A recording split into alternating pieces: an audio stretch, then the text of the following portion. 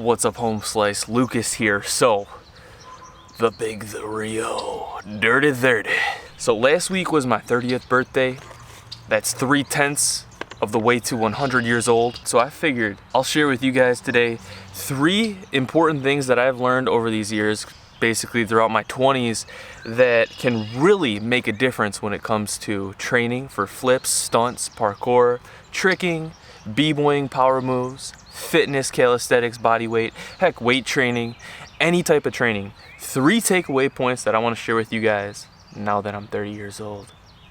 But you gotta focus. Number 1, I wish I would have really known this in my earlier 20s. Age doesn't stop you. It's not age that stops you. I used to think that when I turned 25, that was it. Gonna start getting worse. 25 comes and then goes.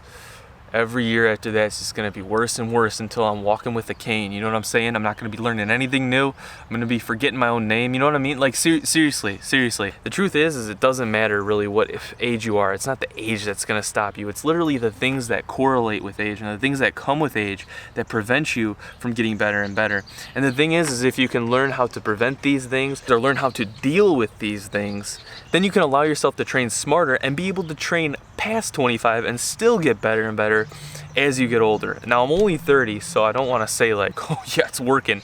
That's only 5 years. But I've got to say, when I turned 25 and 25 came and went, I still learned new things that before that I thought like, well, this is it. It's not the age, it's not the number, okay? What it is it's the things that come with it. For example, I have 3 things written down here that can prevent you from getting better and better and just like hinder your performance. The first one is injuries, okay? So if you get a chronic or acute injury, that's obviously gonna prevent you from getting better and better. So it's not like you turn a specific number and that's it, it's over. It's more like your risk for injury may go up, so what you need to do is to be smart. Be smart about your training. Be sure to warm up, be sure to assess your body before each training session, and be sure to, maintain flexibility, maintain a healthy diet and healthy sleep schedule so your body can recover. So you wanna think about recovery to prevent the injuries so that you don't get those injuries that really set you back and like age you. Do you know what I mean? I'm not saying the injuries age you, but like being more prone to injuries and getting a lot more injuries is going to prevent you from getting better and better until maybe you just either give up or you're just like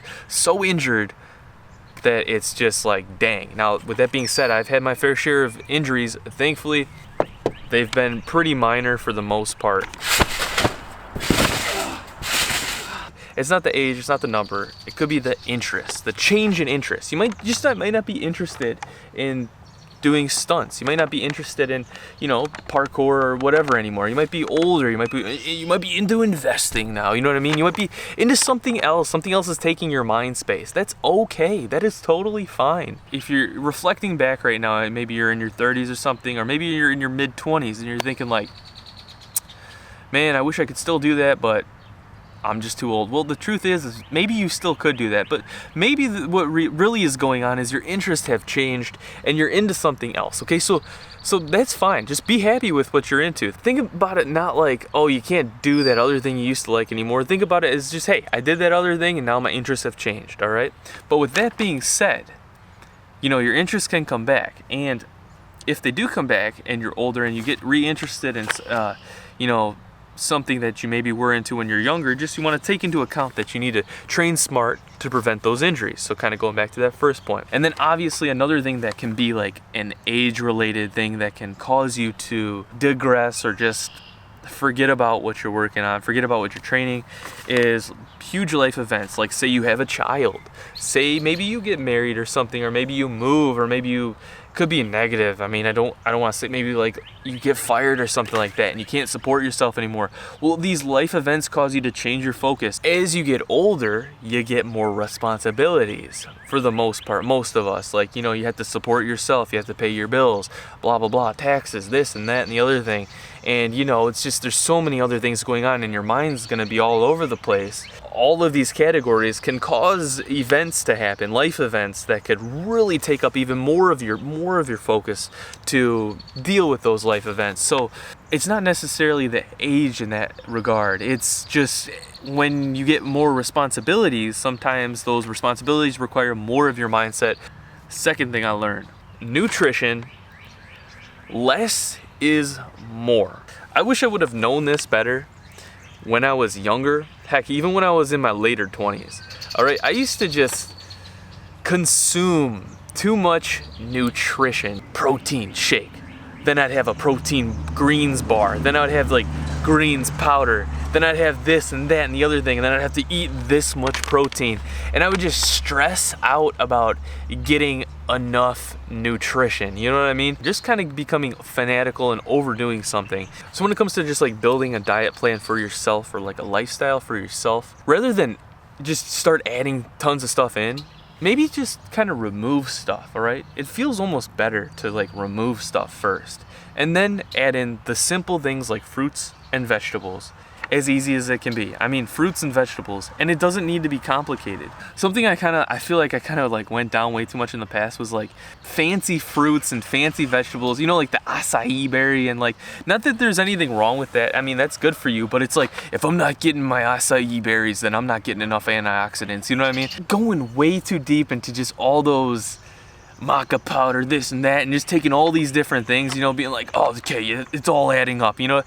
It wasn't adding up. If anything, it was just like blocking me up and just costing way too much money for all those different supplements, man. It was too much. Less is more when it comes to nutrition. Rather than just adding all this crap on top of like my already like mediocre diet, I wish I would have just improved my mediocre diet and just simplified it. Rather than just trying to throw supplements on top of everything and like be like, well, that's my nutrition, I'm gonna feel better now. The third thing that I've learned throughout training, whenever it came to learning something new and something big, like a big move, right? You know, like a big move, something that requires a lot of mind power. I basically learned this by doing this, all right? And that is progress, making progress on these moves and actually like achieving new milestones. That progress takes weeks, but it requires a daily mindset.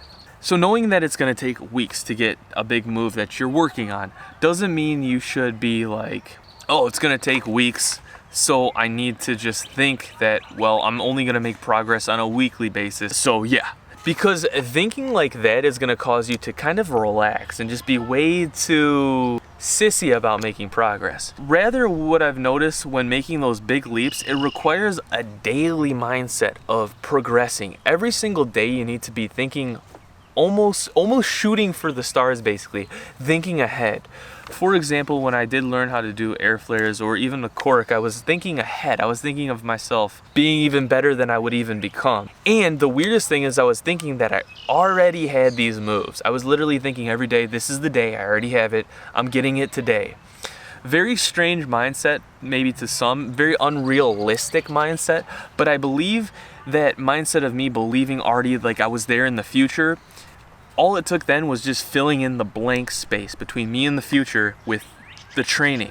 So summary is progress takes weeks, but it requires a daily mindset. Hopefully I didn't blab on too long with this video, and hopefully you guys understood the points that I was trying to make throughout this video. Stay tuned, guys. Thank you so much for watching. Thank you so much for all your positive feedback and support.